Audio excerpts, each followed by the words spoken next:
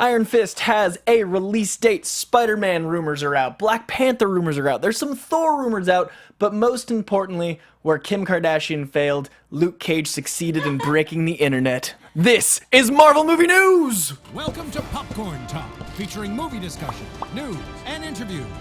Popcorn Talk. We talk movies. And now, here's Popcorn Talk's Marvel Movie News. Excelsior to you, our Merry Marvellites. This is our first post-Luke Cage show. And That's I you. am making sounds because I am a professional. And my laptop just became self-aware. It's supposed to be a professional. Nice. So this is our first post-Luke Cage show. So we are coming to you live from Harlem Paradise. Sweet Christmas. Because that place Yes, had indeed. the best music. I still have Hail to the Oh. Chief stuck in my head. And that dude is awesome. And I have since bought his Oh album. man, Faith Evans. Oh, I love you, Faith So Evans. much good music. This is amazing. So we're going to tell you all the news from all the studios and why you should be excited as we are about them. You can subscribe to us on iTunes at youtube.com/popcorn talk. You can find us on Popcorn Talk's website. That's not how iTunes works. popcorntalknetwork.com. You can follow us on Twitter at Marvel News PTN and Facebook at facebook.com/Marvel News Show. And if you live tweet while we're here, Doom in the booth will retweet you and join the ranks of the Merry Marvellites. Doom has got your back. So I am Koyjandro at COYJANDREAU here with the lovely Markia McCarthy. Yes, you can find me on Twitter at MARKEIAMCCARTY. And the Matt Key is unfortunately quite ill. He woke up Yeah. sick. He watched Luke Cage along with the rest of us preparing for the show and then woke up very not well. And he has both Doctor Strange and a wedding coming up. So we're going to let him heal. And for now, we'll be covering the bases. So Yeah. he'll be back next week. And he sends his love and apologies for Somebody not... get a night nurse over to Matt Keith. Man, Rosario Dawson can come hang anytime. Oh, I'm telling you, right? So She's awesome. She's amazing. I was so glad how much she was in the show. So we're gonna get to that at the end, but we're gonna start with some light, quick news briefs. We've got Thor Ragnarok rumors. This is really exciting for me because I love this obscure character. Korg was teased as being appearing in the film, and the director, I feel, is just weird enough to involve that kind of weird character, and the movie's shaping up to be strange enough to really just throw in all of the crazy we never thought we might see.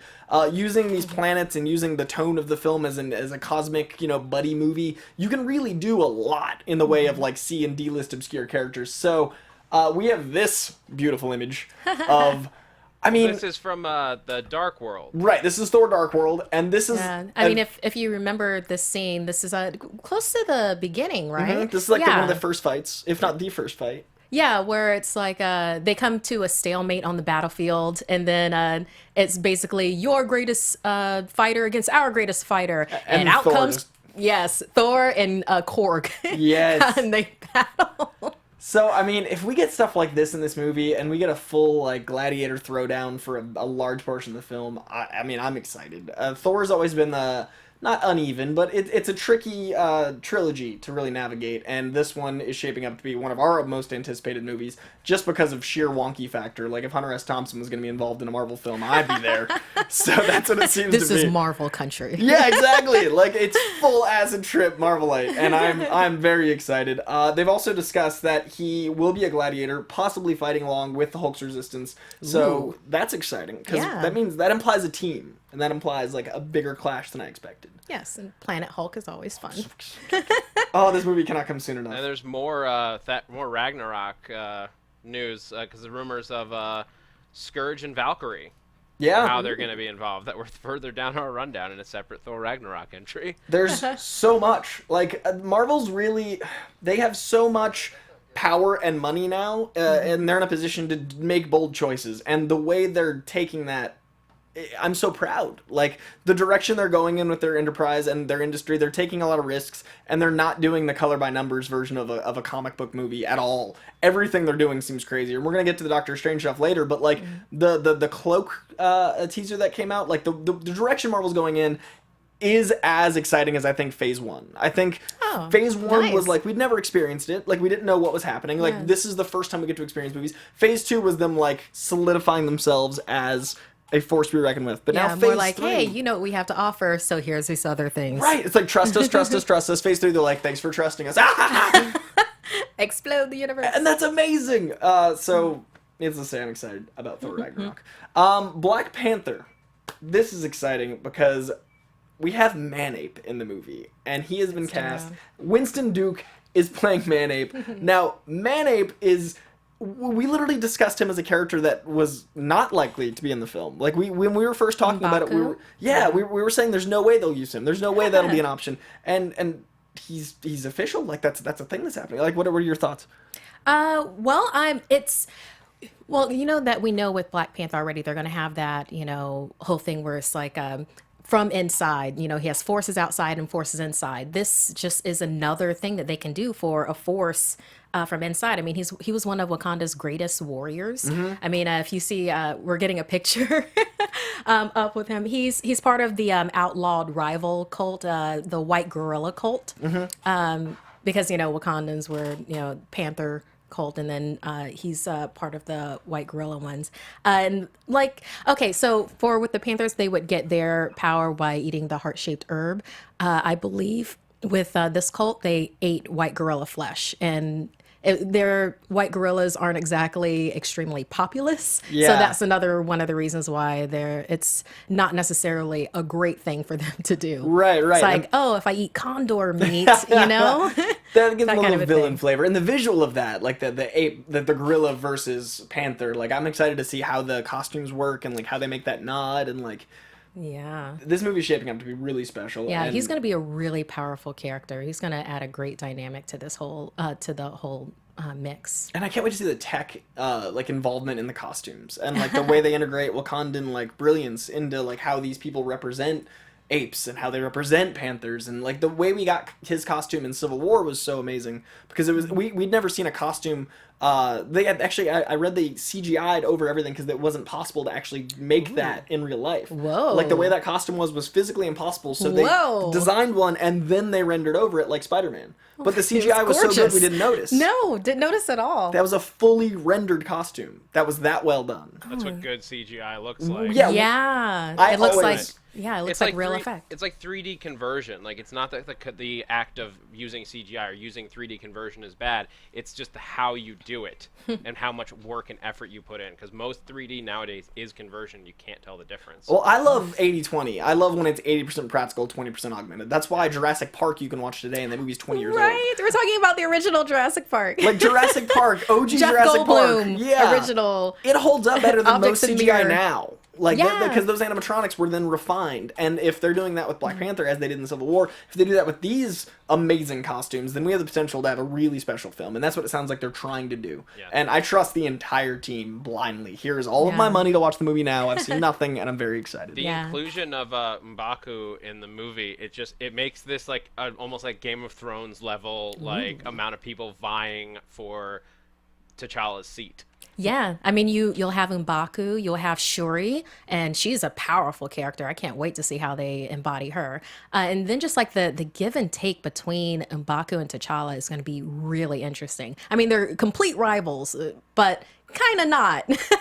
Kind of just with that whole sibling rivalry thing. This is gonna be such a good movie. Yeah. Oh my Just every goodness. time they announce another cast member, I'm like, oh right, that's insane. And like it has to like dawn on me that we live in a time where like there's a man ape. Yes, there's a Manape. I say this about It's gonna every be on movie, the but- big screen, you guys. That's a thing that's happening in the real world. Like there's a cast, we're discussing it. Like that's just bananas. I almost wish that there could be the scene in the wedding where M'Baku's there and he tries to pick a fight with Spider-Man. Oh, I want Spider-Man. and Yeah, everything. but obviously we won't have the marriage between T'Challa and Storm, but Yeah, that'd be so fun to see on the screen. And she's great. That was one of my favorite parts of X-Men Apocalypse. Is that the new Storm was so incredible. I thought she was brilliant. I really enjoyed her hair. Yeah, I mean that was Storm for me. It was a very impressive outfit. I liked their rendition of her. So since this is a Luke Cage show, we must mention, and very excitedly, that Iron Fist has been given an official release date. We will now get to witness the glory that is Iron Fist sooner than any of us expected. It's coming out on March 17th, 2017. That's like not far. 3/17/17. Yeah, that's like 5 months away. Man, it almost That's feels like a so- date of power. That's so early. It almost it gives some credence to the rumors of the 3 a year. Oh no, it definitely does. I think that all but, I mean, for me, that all but confirms it. I feel like they're gonna have an early spring, summer, fall, and that is awesome. Because you could spread it out. You do one in March, you do one in July, and then one in like November. Right, exactly. I mean, like that's what they're doing now. They just shifted one forward. I think we're gonna have Punisher. I hope we're gonna have Punisher as our fall one next year. Ooh. Because I mean, that's totally doable, and clearly since they broke the internet this weekend, that like that's clearly people want it. It's not like it's going unwatched. So we also have a picture of Danny Rand to tie in with this of him. Now You guys want to see the trailer? yes, actually, Ooh, I haven't seen yes. it. Let's do this. Let's watch the trailer. Looks cool.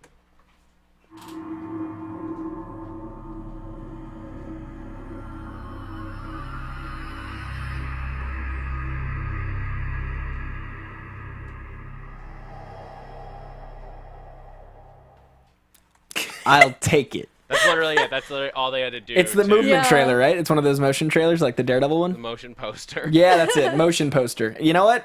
I'm excited. You're like, I can't put that on my wall. When I was Disney. in the 90s, they were holograms and it showed 3 pictures, and now they're swirly things, and I'm very excited about it. Man. Iron Fist is in March, guys, and that's not far away. And in between then, we get a little movie called Doctor Strange, so that's pretty. That's thrilling. pretty darn good. We're living in a good time to be alive. It's a good time to be a geek.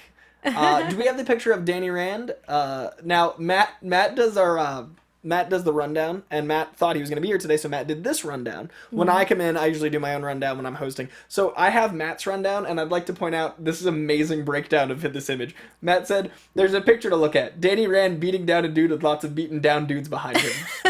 And I agree. Look at Danny Rand beating down a dude with lots of beaten down dudes. I mean, it's so old school kung fu movie, you know, where it's just like people moving in the background, like Yeah. shift to the left. Oh no! Shift to the right. Attack him one at a time, and then stagger, stagger, stagger. I feel like we keep alluding to it. We're gonna get to Luke Cage because it's on my mind. Yeah. With the tone they were able to accomplish with Luke Cage, and with the '70s flavor that felt modern somehow, Oh yes. they have found an amazing way of making any tone work with superheroes. Like, I will give them carte blanche. I think they could literally make a Notebook film. And I would be like, why have I never seen those characters as Notebook characters before? Like, they can set a tone for any universe, and I'm in. Because the tone of Luke Cage was so unique and powerful and amazing that if this is Kung Fu, then here, money. It's like, just take my money. There's one Take your money. one image and a date, and I'm just like so in. I'm so excited.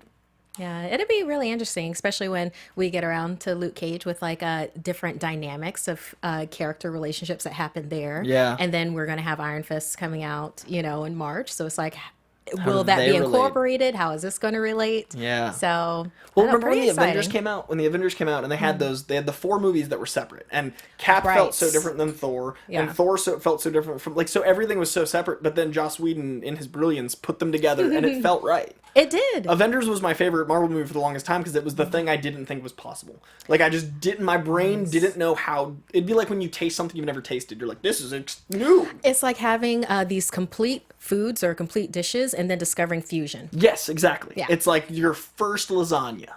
You're like, whoa, you can put noodles and sauce and cheese in that layer and it tastes different. Avengers was lasagna. So Okay, I'm very I like excited that. for That's the. fun. Or do you think lasagna thinks is infusion? I think He thinks lasagna is lasagna fusion. is cold fusion and it's science, and I'm very hungry today. So I'm excited for the Defenders of Lasagna, and it's coming. And I'm really curious how the tone's I gonna think be. that's adorable. You're joking. Well, because Daredevil was such a different tone than Jessica Jones, but they were like cousins. Like, you could see the parallel, you could see them Yeah. existing in the same universe. Luke Cage is real different. Yes, and, Luke and Cage is his own voice and exists in this world, definitely, as they refer to the incident, which we know is the Avengers. a lot of hammer jokes. Yes, a lot of hammer jokes. There was a lot of good references, but it also felt like it was part of this. right. Yeah. It was here in this world, but it was also like over here. So Yeah. with this looking like nothing we've seen yet, and then when we know inevitably the Defenders are coming together, it's going to be like we've had 13 hours of these characters. And with the Avengers, we only had 2 leading up to them. So I'm really curious how it blends and like what that's going to feel like, what that show's going to feel like, and how they're going to possibly relate. And I don't know. With this image, that's where my brain went, was the idea of lasagna. So, moving on to Spider-Man. Doom, can you check the live chat real quick? Okay, so moving on to Spider-Man. So, Spider-Man Homecoming is rumored to have 3 villains. Now, usually that is the kiss of death, and that is a horrible, horrible news to break. I'm usually afraid of saying the word 3 in relation to villains, but every single image I've seen from this film and every single a bit of news that's come out has given me this blind faith that is very reckless, and I shouldn't have it, and it's very naive, but I want to keep it for John Hughes' sake, because those movies are so full of naive happiness that I'm going to maintain that 3 villains might be a good thing. Yeah, you can have an ensemble of villains. It doesn't necessarily have to be Spider-Man 3. Right, that's So, the fear. That's the fear. I don't think that's ever I don't going think to it's gonna happen. happen. I don't think it can. I don't I'm think even it can more at afraid this of point. Batman and Robin. I'm even more afraid of just, like, you know, a montage of butts and crazy lights, and I'm afraid of... But I don't think Hey, it's the gonna... butts were okay. I mean, hey. But yeah, no, it went above and beyond Batman and Robin. It really went there. Yeah. So 3 villains is usually the kiss of death, but with this film, I'm going to maintain optimism. And a lot of people are getting upset because they're announcing more and more and more. But I think we, as a culture, have gotten to a point where we accept more, and we live in a time where superheroes are more part of our like cultural norm. So you can go a little farther now, and you can exist in a bit of a broader spectrum of reality. Because Yes. we're accepting these things as like, oh yeah, no, that's a Hulk.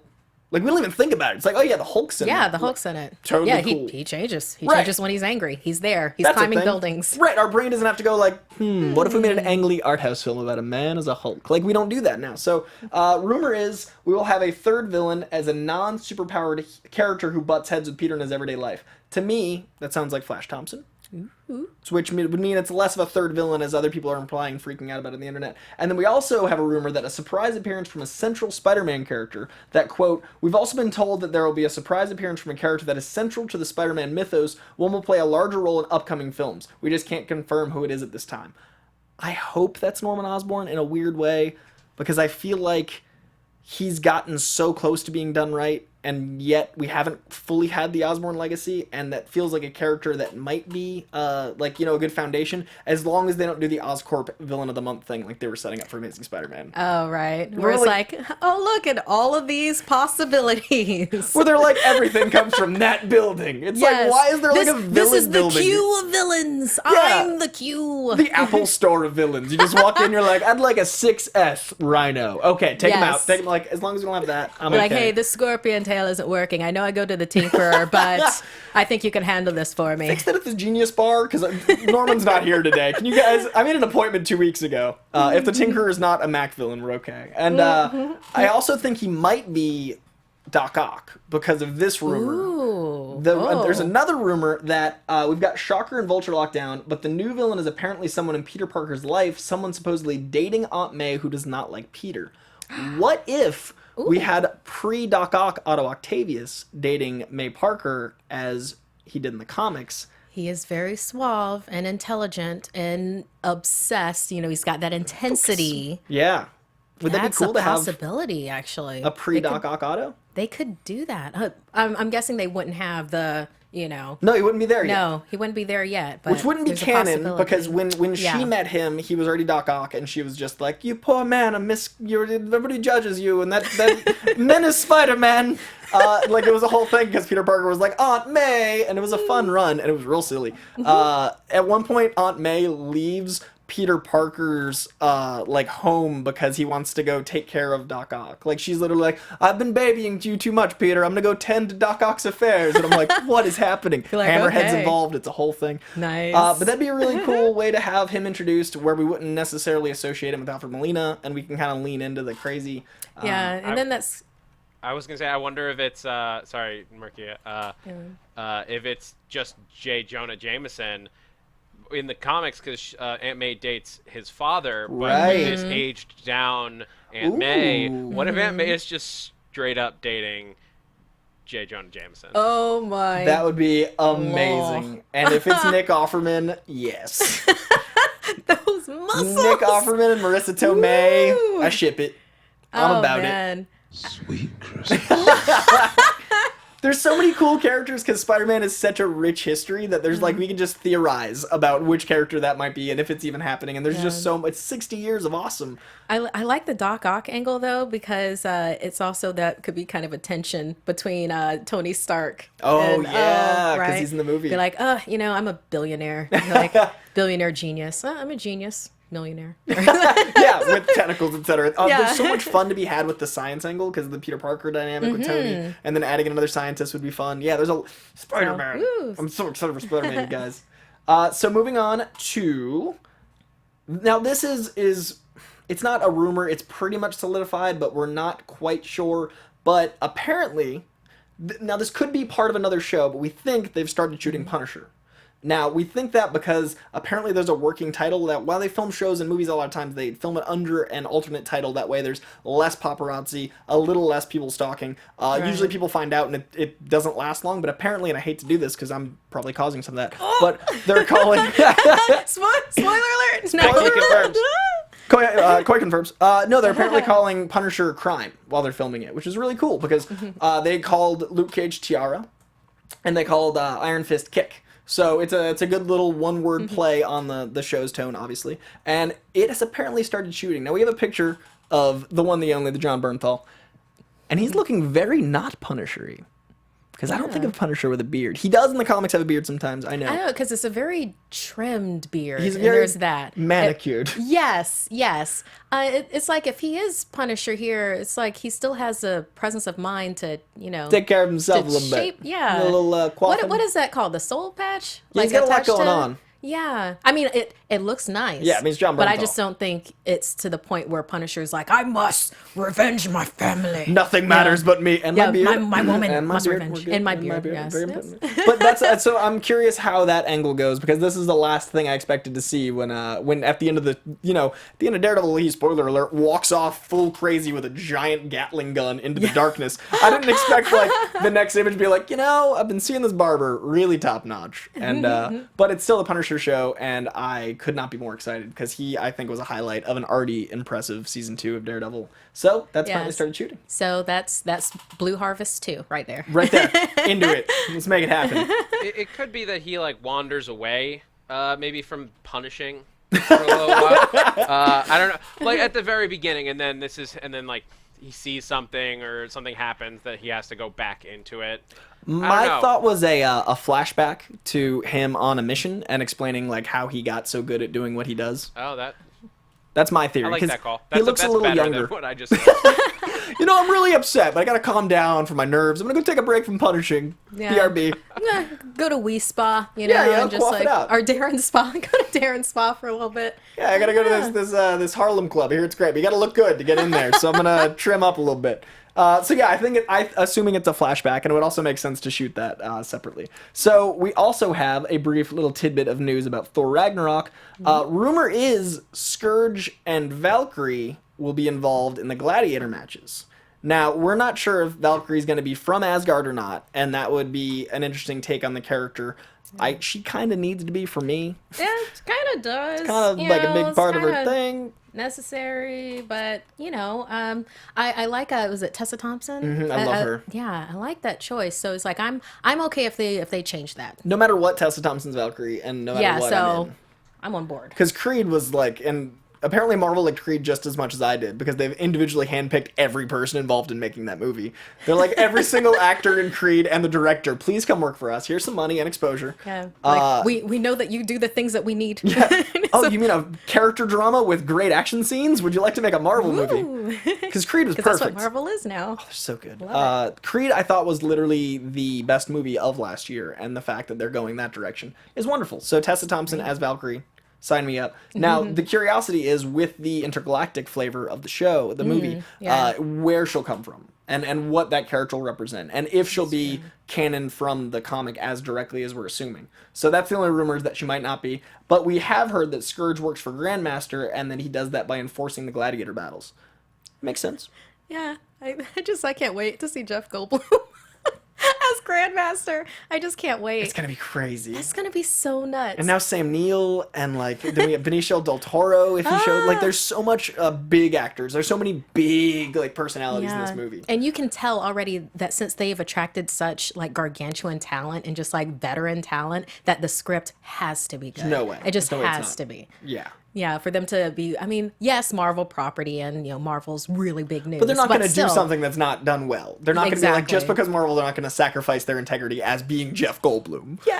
Like, Jeff Goldblum's like, nah, it's fine. Like, and then after the 2 movies we've seen him do, like, after Hunt for the Wilder People and What We Do in the Shadows. Like, Right. Yeah. What's his name? Taiki Waititi? That's his name, but I can't pronounce it, so I I'm going to cannot let you handle pronounce it. it. Yeah, if anybody wants to phonetically spell that in the chat room, then I'll say it out loud. If you're watching, call in, Taiti, and let us know how it's pronounced. I would love to hear.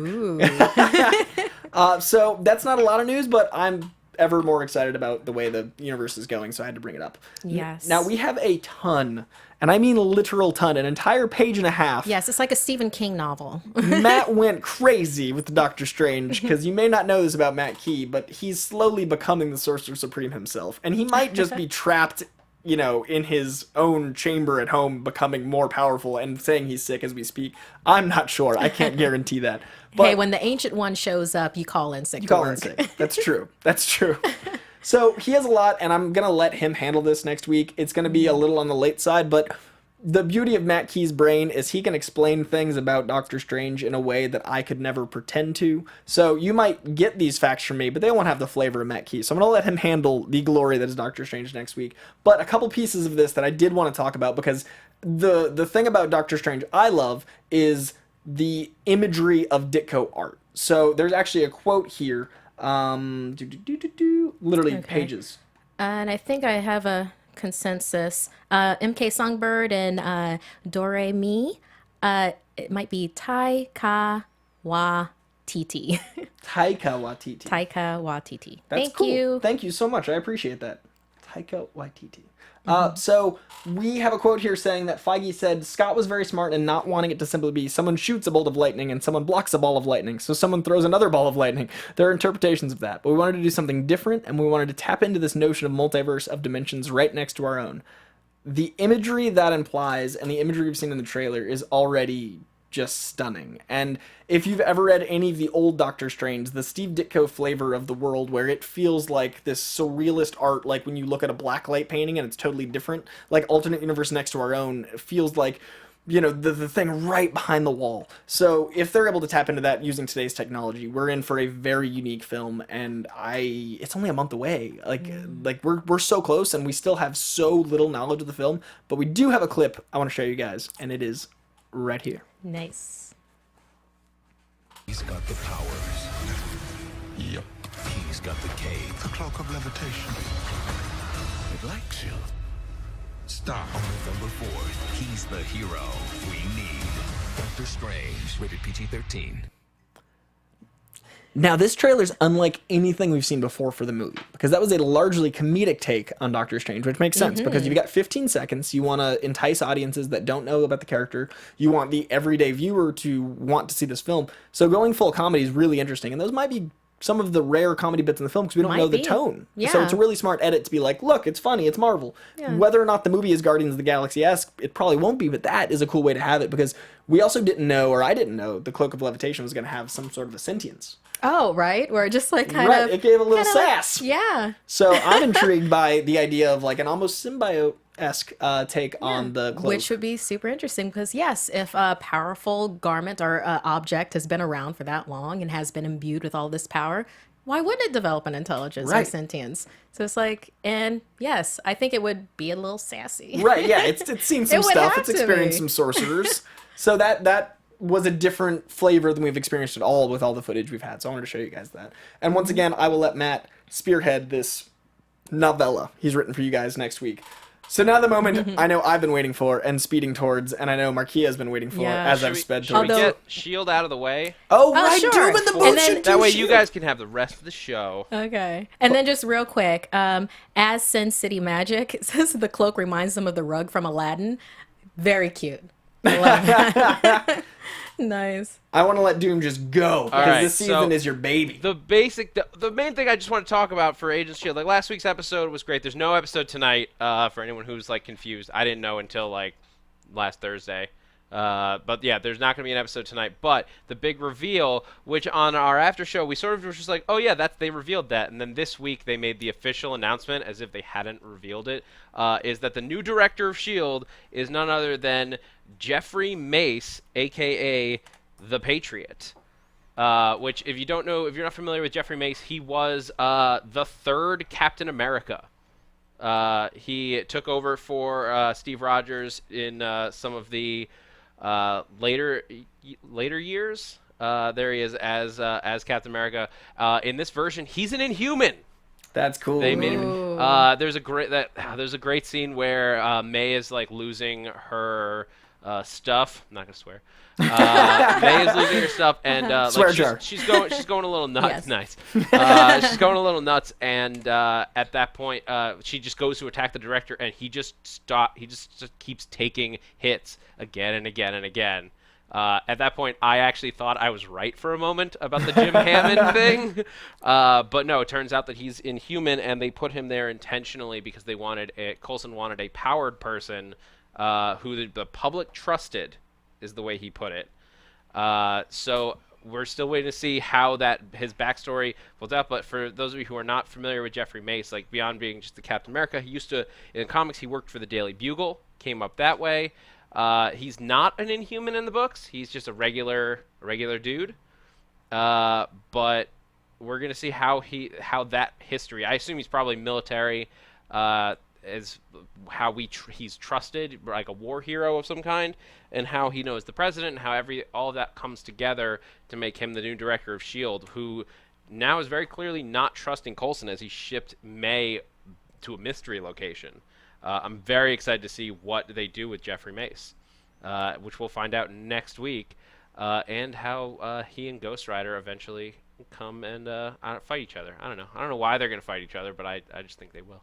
I'm just excited that the character they chose is such a key part of the comics, because like it's a bigger reveal than I expected, to be honest. Yeah, I mean, they kept teasing that, like, 1940s history, but I mean, this is a character who's like known enough because he was Captain America for a while, but not like you can burn him on S.H.I.E.L.D. and not really be worried about the MCU, right, the cinematic universe overall. But I'm curious, like, you guys let us know in the comments and stuff what you think about the decision to go with Jeffrey Mace and what it implies about S.H.I.E.L.D. and how we're going to proceed going forward.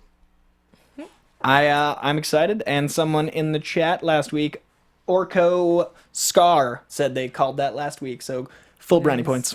Well, goody for you. And just real quick, chat room. Was saying Sigourney Weaver. And then, yeah, I see here, just like a really quick news thing, Wired was interviewing Sigourney Weaver, and she said, quote, "To me, a good movie you cannot generalize. I've been watching, for whatever reason, some Marvel movies, and they cast really good actors."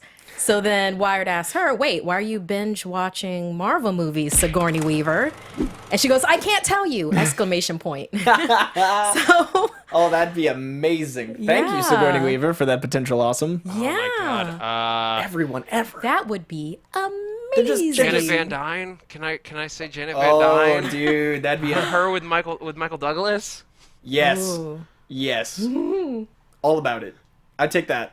I know it's not. I know that's of course where my brain's gonna go to first. You do love the Ant-Man. Yeah. Man and Wasp, man, that movie's coming soon. Man, Sigourney Weaver. I just want her to be the voice in Finding Dory again. I just want her. I just want to. Oh, I thought that was so well done. I'm Sigourney Weaver.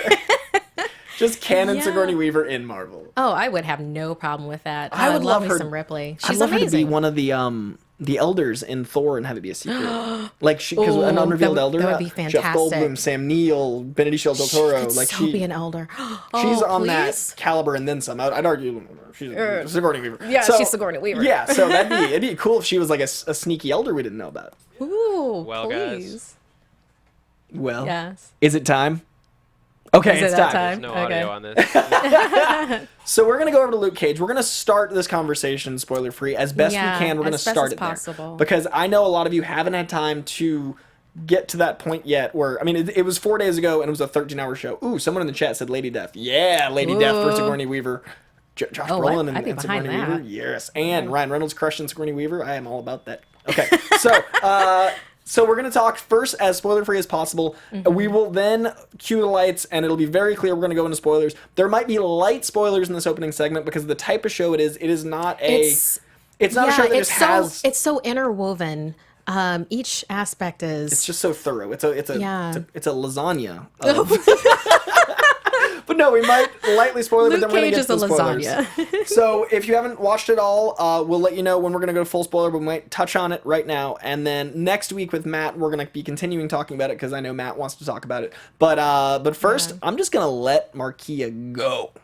Okay. So, by all means. All right, so... This is your Spider-Man and your Deadpool. So Yeah, I know, I but want you to have all the freedom. Yeah, the thing is keeping it as spoiler-free as possible. Just at the top, but then we'll go crazy. Just the top, and then we'll go crazy.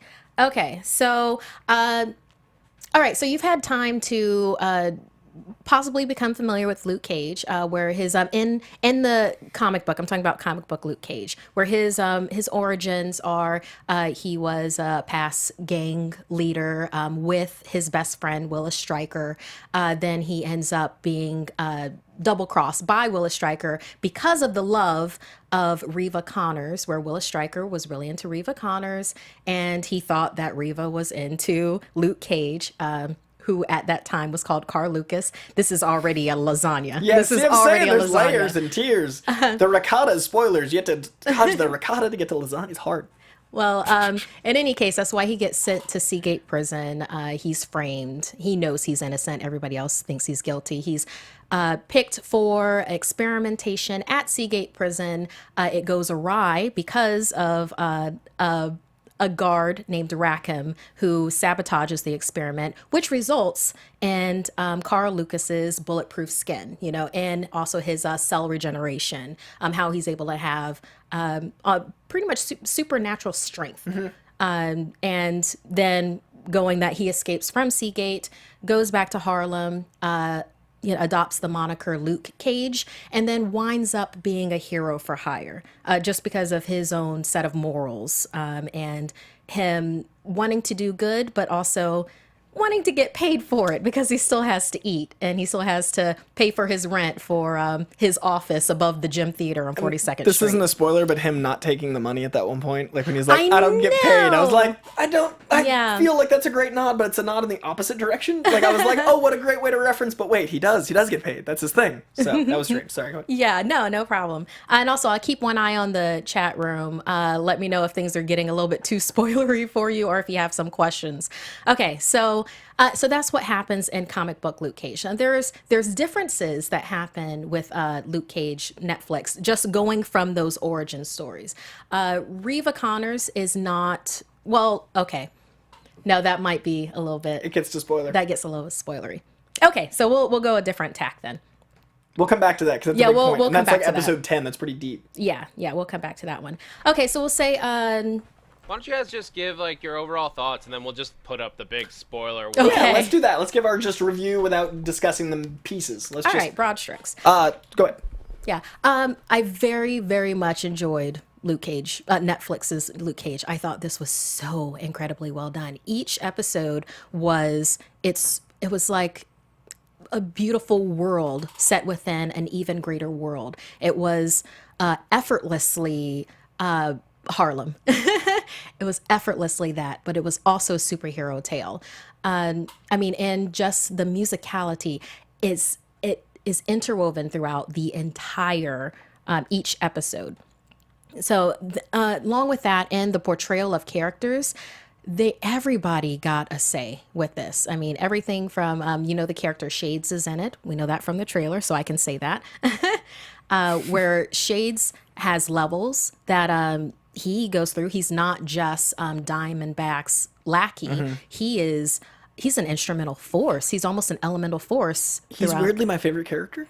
Isn't he? Shades is really? weirdly like a very captivating version of that very two-dimensional comic character. Because I never thought of Shades as someone I'd read and be like, interesting, tell me more. But yeah, in the comics, Shades and Comanche are basically henchmen that kind of have a moral code. Barely have a moral code. There's one part where they talk Luke Cage into fighting on their side because they held someone hostage, and then they don't rat him out when the police come, so that he'll get taken to prison with them. They're like, no, man, we're not no snitches. We'll see you later. I'm like, okay.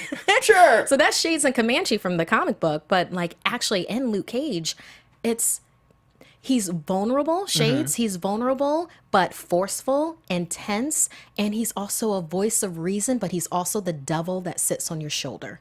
And the actor that played him nailed all of that. Now, actually, to be fair, my favorite character was the little boy who wouldn't snitch on Luke Cage. That kid. You know that kid? Yes. That kid in the police station is my favorite character of maybe any Marvel show. I believe his name was Lonnie, but I'm not certain. Awesome. I think it was Lonnie. So that guy. And then Shades. But yeah, so it looks like that wasn't too spoilery good. But yeah, that's something that Luke Cage did really well. Each one of the characters had so many levels to it. Mariah Dillard, I'm not going to get spoilery. She is a councilwoman. She's cousin of Cottonmouth Stokes, and she's not just something to be there as a prop for the other characters in the show. She suffers from PTSD from past things that have happened in her life. You see a history of how her and Cottonmouth get to the point that they're at. And even with her and Cottonmouth, they're bad guys. They're evil.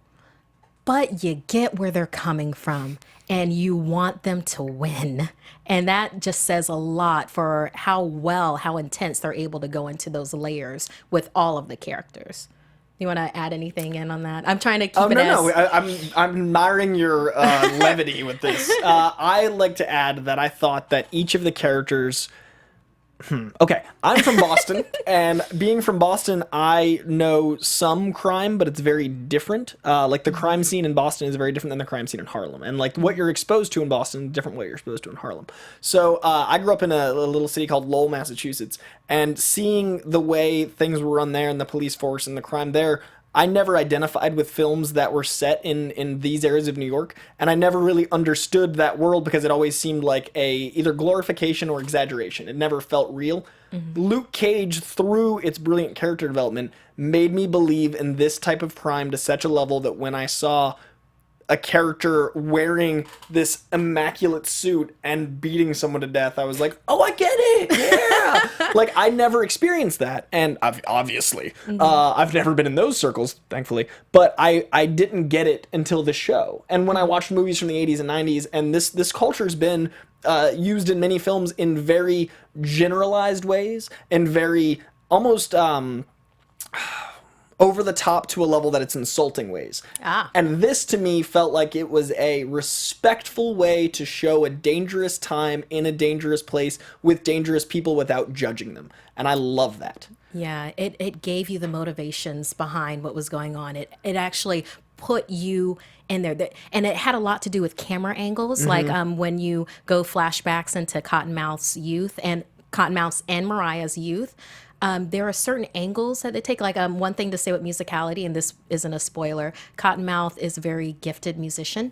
And there is a particular scene where there is a number of things that happen in it, but with the camera angle, you are right in the face of the younger Cottonmouth while he is doing his best to zero in on his art to be part of the piano and not really paying attention to what's behind him. You can see that it's kind of a refuge for him, and you can relate to that. And just using that with so many different characters on a lesser show would have become muddled. And I really felt like I understood these people and why they were doing the things they were doing, even though they were awful things. And that I thought was beautiful. And I thought that, Mahershala, I think is how you say it, Ali. Mahershala Ali. He is, I've been saying for over a year, one of my favorite actors, even though I can't say his name. He is a force on this show. Yes. Every time he's on screen, His laugh. Yeah. His laugh. Because it's used at just the right time every time. And you know it's coming. is. And then you're just like, ugh. He's a force. And I loved seeing how he represented that tricky character and how every time he was around, I wanted to know what his motivation was. Mm-hmm. And then, things happen that make you wonder more about his childhood that you wouldn't have cared about with a lesser actor. Yeah. Like that character could have easily been one note. Exactly. And things that are, oh no, Misty. Oh no. Oh, shoot. Ironic timing. I know. Actually, because in the chat room they were like, "Wait, what about Misty?" Talking about Misty. She was chiming in. She was like, She wanted to "Hey, y'all." Yeah. So non-spoilery things about Misty. Misty. I mean, I can basically repeat what I'm sorry. What's her name? Simic. First name. Simone Simic? No, Missick. Simone Missick. Missick. I can basically repeat what Simone Missick said. Yes, Misty is very much not anybody's sidekick in this. There is one episode where it is very Misty oriented, where there's a lot of characters that go through PTSD in this. There's joy to be found in Luke Cage, but there's also a whole lot of reality too. So Misty. I love what they did with this character. I think that just what they have done with her, with Luke Cage, they can easily take that exact same character and put her into Netflix's Defenders, and she would be running things. Yeah. It was absolutely amazing. Yeah, Misty, I very, very multifaceted. She's goes from everything. I mean, she goes From her first appearance, I loved her. From her scene at the bar, I was like, it's Misty Night! Like, that was like 2 minutes of screen time, and I knew everything about that version of Misty Knight and how it tied to the comic version. And then I was more invested in her version than the comic version, like within that first 5 minutes. Yeah, and she's so rooted in everything that happens in Harlem. I mean, she grew up there, and you can tell. And that's another thing with Luke Cage, with like just Harlem is an active character within Luke Cage. I mean, you learn so much from each episode. Like, for instance, from the very first episode, I'll just say stuff from the very first episode.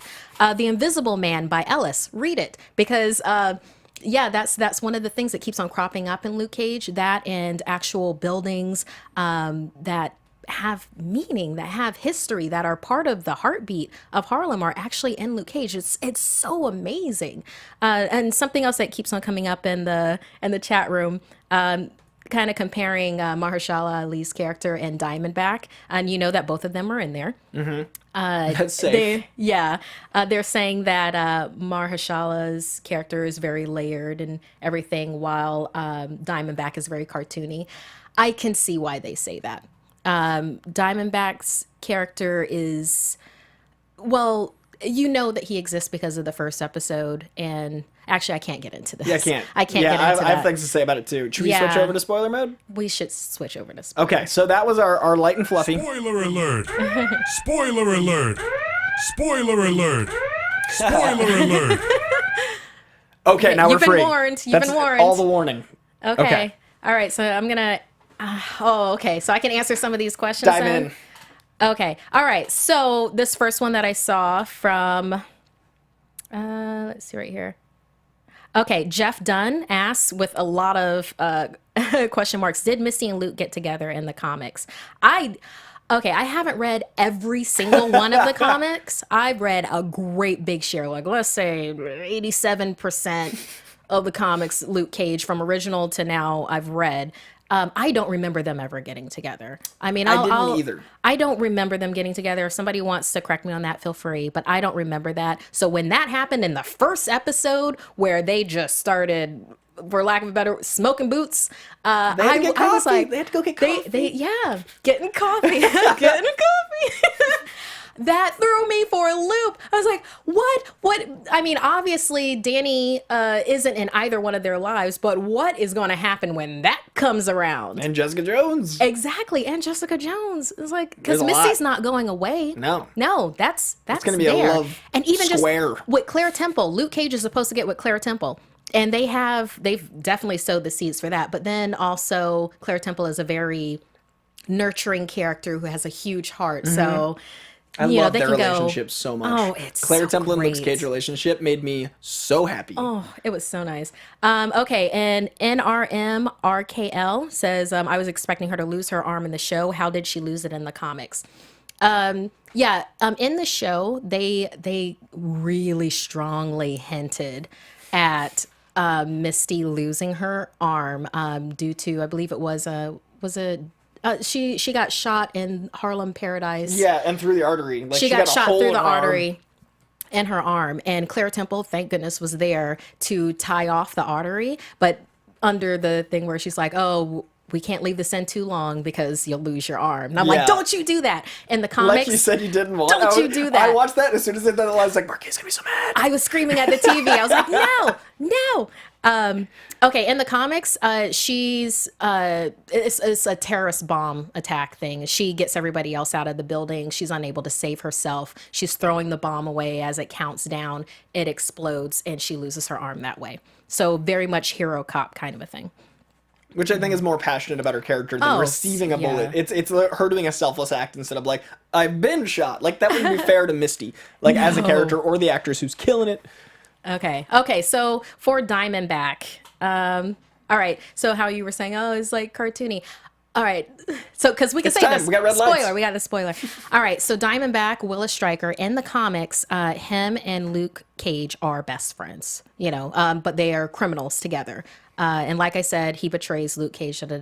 In Marvel's Netflix, not only did they change Luke Cage's background, She's upset we're done. I know she's She wants to upset. go back to being the subject. Yeah. Not only did they change Luke Cage's background, they made him son of a preacher, also ex-military and cop. They made it where Willis Stryker is his half brother. So, I actually got a little shiver for just saying that. Which made a whole different dynamic between Luke Cage and Diamondback. So that's why if you're feeling like he's cartoony earlier on, it gets real deep real quick. Where Luke Cage's preacher father cheated right in front of Etta, Luke Cage's mom. That scene's intense when they were kids in that church. That Yeah. whole flashback moment was really cool. There's a beautiful flashback moment. And then to go on top of that, so once you know that, any interaction between Diamondback and Luke Cage is just so, it has like this underbelly that's going on with it. But Mufasa Scar situation. oh yes. That's where I went with it. I was like, yo, they were full of Mufasa Scar. They're dealing with some stuff, you guys. Absolutely. Okay, so I loved that Willis's name was used in What You Talking About, Willis. When Shade said that, I was like, did you catch that? No! At one point, they're in the club, and he's like going off crazy, and she's like, what you talking about, Willis? And he's like, don't use my real name. And I was like, did you just say that as a joke that ties to this amazing character name from man. It was beautiful. Effortlessly. It was amazing. Effortlessly. I love that. Oh, okay. Tim Coogan is talking about Diamondback's suit. You've gotten to that point where you Yes. see Diamondback's suit. Because it's made from Hammer Industries Yeah, which I materials. love. And I saw that. I was like, oh my goodness, they went there. Yeah. They went there Sam with Rockwell, he got to be a little bit of the show. it. I was like, what? Yeah, because I That was love Justin amazing. Hammer. Okay, in the comics, Diamondback is really great with different knives, and he actually has kind of his type of cue for villains that changes the knives to make them be specific things. Like one can release gas, one can do like a sonic vibration. It's like that could- Hawkeye's arrows. There we go. Absolutely. Like good parallel. So he actually, in the comics, he actually ends up killing himself by falling on his own exploding knife. Mm-hmm. So, yeah. In this, watch the finale. Watch the finale. One of the other lines someone just mentioned, AZ Sin City Magic. Hey Amos, tell them how you're famous. I loved that line so much. There were great little zingers that were like super quiet off to the side. I want to talk about the really intense use of his steel hard skin as a detriment that lasted for 2 episodes, where they had to. Oh, yes. Because I thought that was a really cool way to do. In the comics, that happens fairly often because you don't want to make him Superman. You don't want to make him invincible. You want him to have a ability to get hurt. So Yeah, which is why they try to drown him, or Exactly. they try to, like Mariah had that. her speech about Her speech of plot points from the comics. That was, I was like, chills. It was powerful. But go ahead. So I loved the scenes in which they're trying to figure out how to replicate getting his skin malleable again, and it was a very intense thing because not only was it like this amazing acting from Rosario Dawson, but you don't trust the scientist she's working with at all, and you care about Luke Cage's ability to come back, and it really just embodied all of the weakness of Luke Cage and made him more human than we'd gotten to that point yet, because in Daredevil, when he gets shot, you've only met him for like a few minutes. Like, I mean, not minutes, but like you've had maybe an hour with him. Yeah. At this point, you've had 10 hours with this character. You're really invested in him,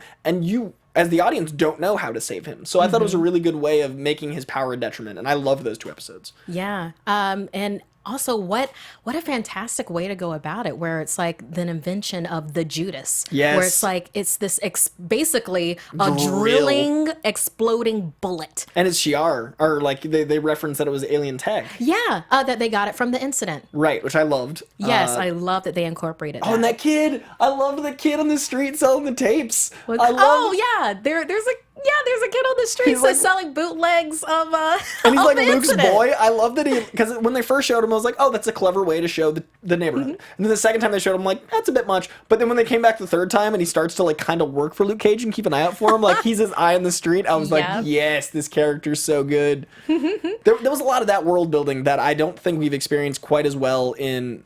I think Harlem is more fleshed out than Hell's Kitchen. I think they've done a much definitely. better job. And Hell's Definitely. Kitchen's had 3 seasons. Harlem's had 1. So I give a what lot does of credit. that say, right? I think they did a very good job investing, making Harlem a separate character and a very fleshed out version of that reality. And that's why I'm curious how the Defenders works, because it's going to be interesting to take Luke Cage out of Harlem. Or Right. put the Defenders into it. Yeah, it's kind of like with Black Panther, how they were saying like they're really going to, discover Wakanda and everything right there. In the comics, Black Panther tends to spend a lot of time Yeah. outside of Wakanda.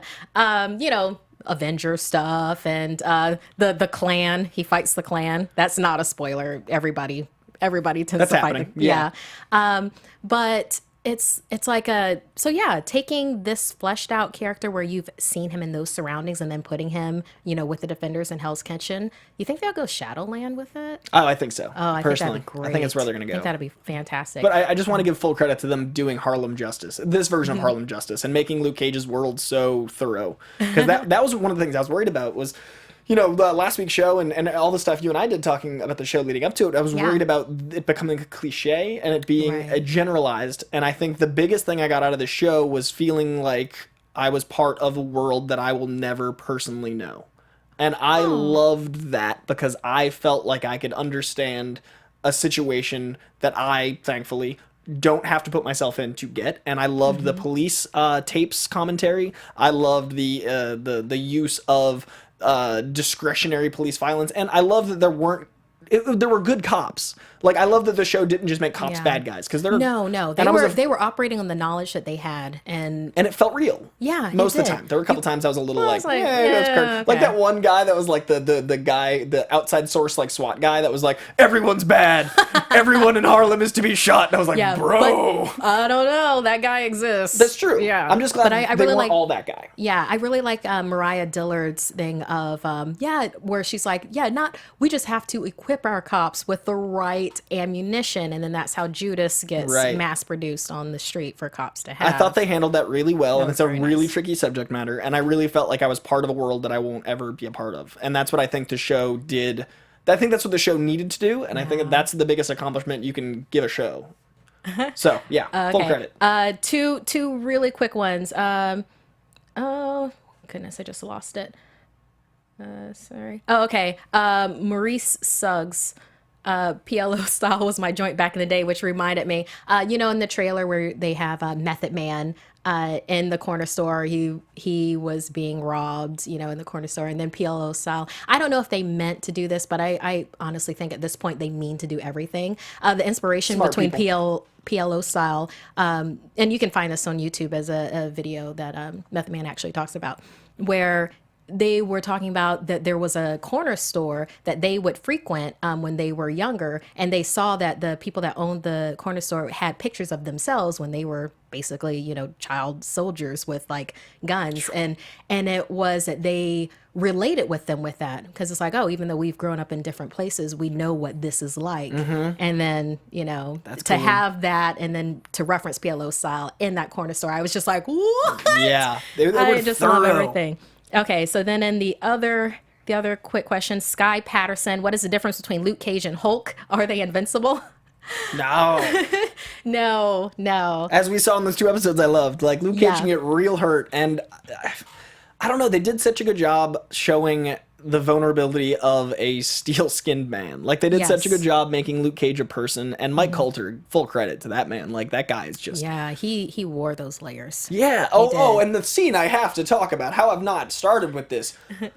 The yellow blouse and tiara. Oh! My God, was that... Did it? I literally stood up and cheered like a crazy person. Like, I have not been that excited in a very long time, and thank you for that yellow blouse. Oh, man. And he even mentioned it later in the show. He's like, yeah, you know, I can't believe I put that. Like, that was so good. It's what I could find. That was perfect. So I was very happy, and I didn't expect it. And somehow that didn't leak, so that made me happy. Like, Yeah. I didn't know no, anything. It was fantastic. And then all of this is just like a scratch on the surface of the amazingness that is Luke Cage.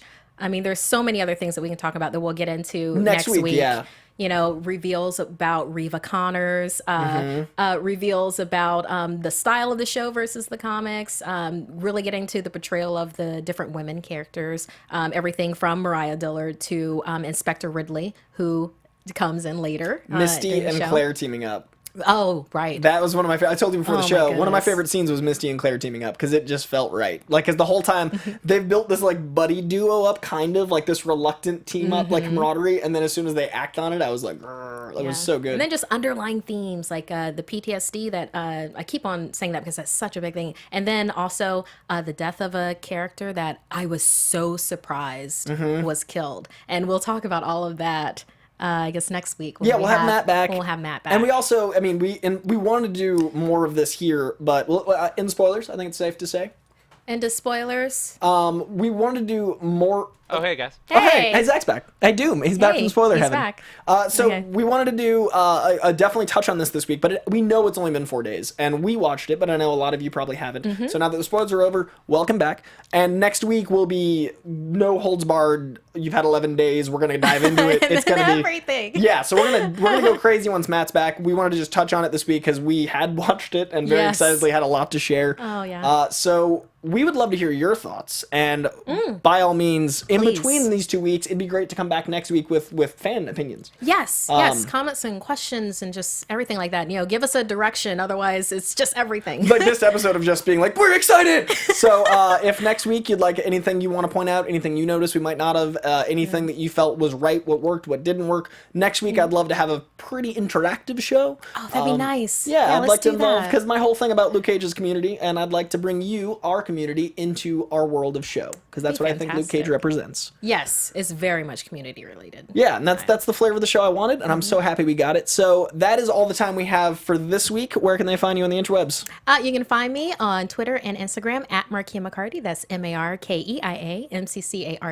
Our Snapchat, Darth Thinmints. Darth as in Vader, Thinmints as in Girl Scout cookies. And you can find me on Twitter and Instagram at CoyJandreau. I would love to hear from you guys this week, and I will see you next week on Marvel Movie News.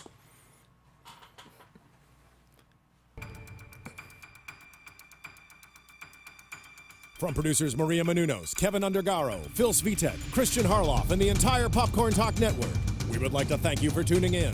For questions or comments, be sure to visit popcorntalk.com.